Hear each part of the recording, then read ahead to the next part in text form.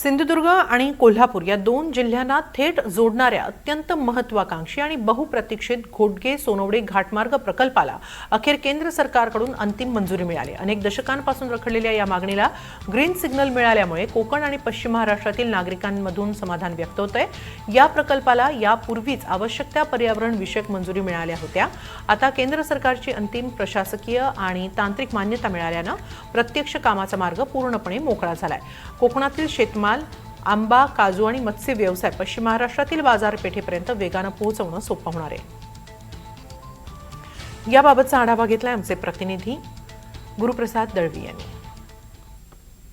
सिंधुदुर्ग जिल्ह्यातील हा जो आहे तो घोडगे सोनवडे घाट जो आहे आणि हा जो घाट आहे याची काही तुम्हाला मी दृश्य दाखवतोय। जो हाच घाट आहे, ह्या घाटाची मी तुम्हाला सगळी दृश्य दाखवतोय। खरं तर कितीतरी 41 वर्षापर्यंतचा हा जो प्रवास होता, तो प्रवास कुठेतरी आता संपलेला पाहायला मिळतोय। माझ्यासोबत या गावच्या सरपंचा ज्या आहेत चैत्राली ढवळ माझ्यासोबत आहेत। ताई, काय सांगाल? अगदी आज आनंद होतोय तुम्हाला?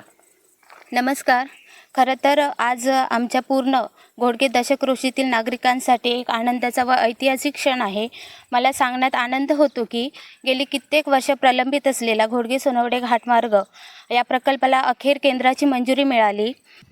नक्कीच खरं तर माझ्यासोबत अजून जे ग्रामस्थ आहेत त्यांच्या राहतोय। कावडेजी, काय सांगाल? आज आनंदाचा क्षण आहे, कसं पाहत आहे? कारण 40 वर्षाचं जे ह्या सोनवडे दशकृषी असेल किंवा या सिंधुदुर्ग आणि कोल्हापूर गावातील जी दुर्लक्षित गावं होते, त्यांच्या परिणामाचा सर्वांगीण विकासाच्या दृष्टिकोनातून हा सोनवडे कोल्हापूर घाट रस्ता हा अत्यंत महत्त्वाचा घाट रस्ता होता।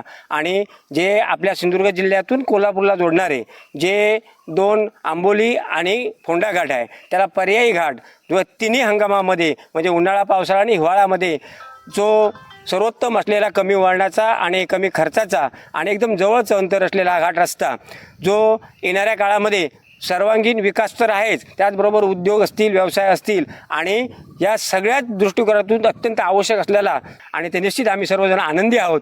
व्हिडिओ जर्नलिस्ट यश पालवसह गुरुप्रसाद दळवी, NDTV मराठी, घोडगे, सिंधुदुर्ग।